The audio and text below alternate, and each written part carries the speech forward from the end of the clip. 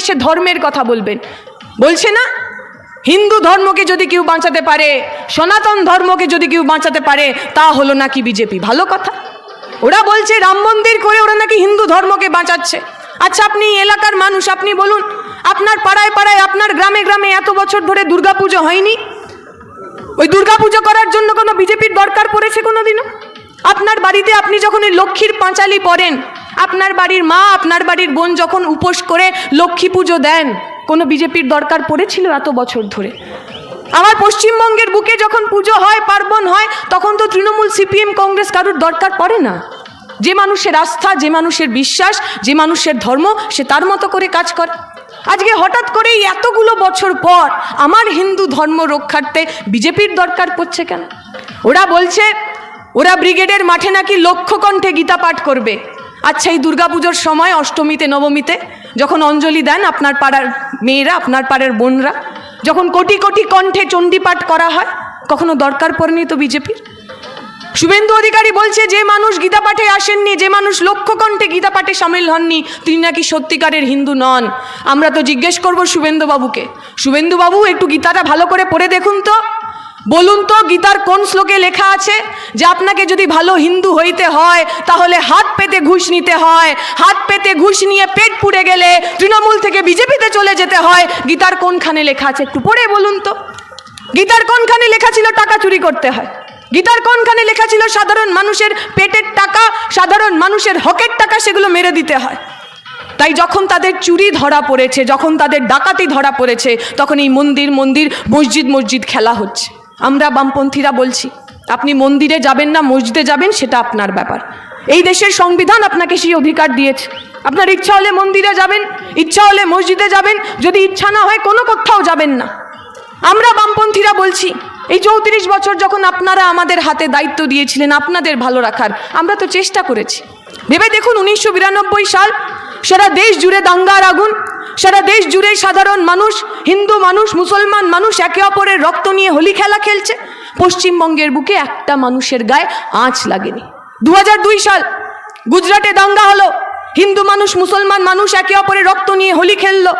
এক ট্রেন ভর্তি মানুষজনকে জ্বালিয়ে দেওয়া হলো, ঘরের পর ঘর, বাড়ির পর বাড়ি জ্বালিয়ে দেওয়া হলো, গর্ভবতী মায়ের পেট চিরে বাচ্চাকে বার করে নেওয়া হলো। সারা দেশ জুড়ে যখন দাঙ্গার আগুন চলছিল, আপনার পশ্চিমবঙ্গের প্রত্যেকটা মানুষ সুরক্ষিত ছিলেন। আপনি হিন্দু হন, আপনি মুসলমান হন, আপনার কপালে চিন্তার ভাঁজ ছিল না। কেন জানেন?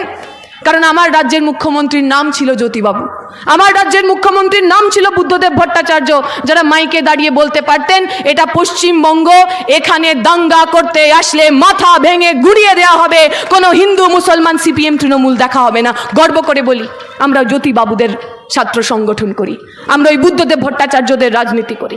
2011 সালের পর থেকে আপনার আশপাশটা দেখবেন তো কেমন মানুষ যাতে যাতে ধর্মে ধর্মে ভেঙে গেছে। কতগুলো দাঙ্গা হয়েছে 11 সালের পর থেকে। দাঙ্গা হলে কার লাভ হয়? দাঙ্গায় যখন কোনো মানুষের বাড়ি পুড়ে যায়, যখন গরিব মানুষটার বাড়িটা পুড়ে ছাই হয়ে যায়, ভালো লাগে? তিনি হিন্দু হন অথবা মুসলমান হন, তার যন্ত্রণা, তার যে চোখের জল, সেই জলের তো হিন্দু মুসলমান হয় না। যখন দাঙ্গা হয়, আমার বাড়ির তরতাজা ছেলেটা, তার লাশ আমার বাড়িতে আসে, আপনি হিন্দু হন অথবা মুসলমান হন, ওর মাকে গিয়ে জিজ্ঞেস করবেন ওই মায়ের যে চোখের জল তার হিন্দু মুসলমান হয় কিনা। যে সাধারণ গরিব খেটে খাওয়া মানুষ বাজারে ছোট্ট একটা দোকান করেছিলেন তিলে তিলে টাকা জমিয়ে, দাঙ্গার সময় যখন ওর ওই দোকানটা পুড়ে ছাই হয়ে যায়, ওকে জিজ্ঞেস করবেন ওর যে যন্ত্রণা, ওর যে কষ্ট, তার হিন্দু মুসলমান হয় কিনা। যখন দাঙ্গা হয় তখন গরিব মানুষের কষ্ট হয়, যখন দাঙ্গা হয় তখন গরিব মানুষ যন্ত্রণায় থাকেন। আর তখনই এই নরেন্দ্র মোদীরা হিন্দু পাড়ায় গিয়ে বলেন, দেখেছো তো হিন্দু খতরে মে হ্যায়, তাই হিন্দুকে যদি বাঁচাতে হয় তাহলে বিজেপিকে ভোট করো।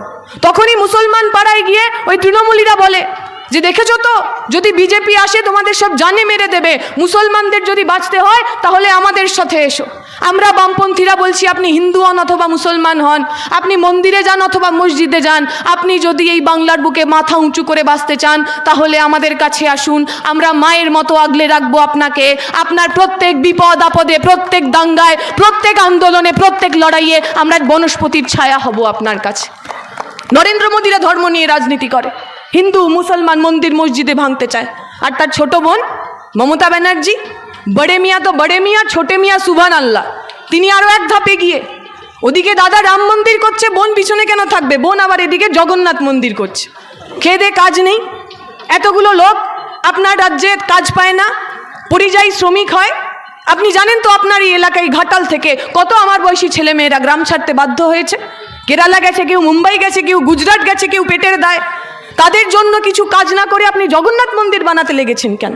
দেখবেন মমতা ব্যানার্জি ওই যখন রোজা মাস চলে, উপোস রাখে না, রোজা রাখে না, সকাল থেকে গান্ডে পিণ্ডে গেলে আর সন্ধেবেলায় মাথায় সাদা কাপড় পরে হাত সামনে রেখে চোখ বুজে কি বিড়বিড় করে বলে ইনশাআল্লাহ সুবহানাল্লাহ, ও বোঝে না, বাকি লোকও বোঝে না। কি দরকার আপনার? আপনি আপনার মতো কাজ করুন, আপনার ইনশাআল্লাহ সুবহানাল্লাহ করার তো দরকার নেই। আসলে যখন রাজা তার কাজ ঠিকমতো করে না, যখন মন্ত্রী তার কাজ ঠিকমতো করে না, তখন এই ধর্মকে নিয়ে রাজনীতি করতে হয় তাদের। যদি আমার পকেটে টাকা থাকে, যদি আমার হাতে একটা চাকরি থাকে, যদি আমার পেটে ভাত থাকে, যদি আমার পেটে শিক্ষা থাকে, তাহলে তো আমি তৃণমূল বিজেপির হয়ে গুন্ডাগিরি করব না। তাহলে তো কোনো গরিব হিন্দু বাড়ির ছেলেকে হাতে ত্রিশূল দিয়ে বলা যাবে না, ওই যে রামনবমীর মিছিল, যা তোর হাতে 500 টাকা দিলাম, ওই মন্দিরের চূড়ো ভেঙে দে। তখন তো কোনো মুসলিম পাড়ায় গিয়ে কোনো মুসলিম বাচ্চা ছেলেকে হাতে বন্দুক দিয়ে বলা যাবে না, এই নিয়ে 1000 টাকা তোর পকেটে দিলাম, পঞ্চায়েত নির্বাচন হবে, কাউকে ভোট দিতে দিবি না, মেরে ধরে লোককে তুলে দিবি। যদি আমার পেটে শিক্ষা থাকে, যদি আমার হাতে কাজ থাকে, তাহলে আমরা মাথা নোয়াবো না। ওরা চায় আমাদের মাথাটা নিচু হয়ে থাকুক, তাই ওরা শিক্ষাকে বিক্রি করে দিচ্ছে। কেন্দ্রের সরকার বলছে প্রাথমিক স্কুল বন্ধ, প্রাইমারি স্কুল আর থাকবে না। মমতা ব্যানার্জি বিগত কয়েক বছরে 8000 প্রাইমারি স্কুল বন্ধ করে দিয়েছেন। 8000। কারা যায় প্রাইমারি স্কুলে? অমিত শাহর ছেলে যায়, নরেন্দ্র মোদীর ছেলে মেয়ে যায়, আচ্ছা ওনার তো নেই, ছেড়ে দিন। মমতা ব্যানার্জির ভাইপো অভিষেক ব্যানার্জি সেই বাংলা মিডিয়াম স্কুলে যায়, প্রাইমারি স্কুলে যায়, তার নাতনি যায় প্রাইমারি স্কুলে, নাকি তাদের জন্য সব বড় লোকের ইংলিশ মিডিয়াম স্কুল রয়েছে? এই প্রাইমারি স্কুলে আমার আপনার বাড়ির ছেলে মেয়ে যায়। আমি প্রাইমারি স্কুলে পড়েছি, আমার স্কুলের নাম ছিল GSFP2। আমার সঙ্গে যে ছেলেমেয়েরা পড়তো, কারুর বাবা রিক্সা চালান, কারুর বাবা অটো চালান, কারুর সাইকেল সারানোর দোকান রয়েছে। এই এলাকার যে সমস্ত মানুষ, সাধারণ মানুষ, খেটে খাওয়া মানুষ, খেতে কাজ করেন, অটো চালান, টোটো চালান, বাজারে ছোট দোকান আছে, তাদের বাড়ির ছেলেমেয়ের ওই প্রাইমারি স্কুলে যায়। প্রাইমারি স্কুল যদি বন্ধ হয়, গরিব পরিবারের ছেলেমেয়ের পড়াশুনো করার পরিসর বন্ধ হয়ে যাবে, স্বপ্ন দেখার পরিসর বন্ধ হয়ে যাবে। ওরা তো এটাই চায়। আমরা বলি শিক্ষা আনে চেতনা, আর চেতনা আনে বিপ্লব। আমার পেটে যদি বিদ্যে না থাকে, আমাকে ওরা যা বোঝাবে আমি তাই বিশ্বাস করব। ওরা দিনকে দিন বললে দিন, রাতকে রাত বললে রাত, ওরা যা বোঝাবে আমি তাই বুঝবো।